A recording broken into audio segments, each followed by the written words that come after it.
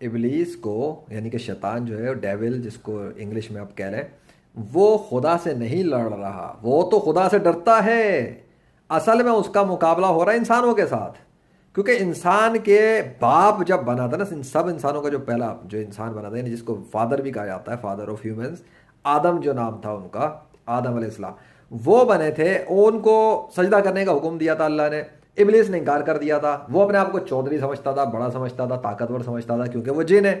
اس نے انکار کیا، اللہ نے اس کی سرداری چھین لی، اس کے تکبر کی وجہ سے اس نے ہردرمی دکھائی نا، معافی بھی نہیں مانگی، توبہ بھی نہیں کی، پھر شاید معاملہ کچھ اور ہوتا۔ تو وہ تب سے لگا ہوا ہے انسانوں کے خلاف،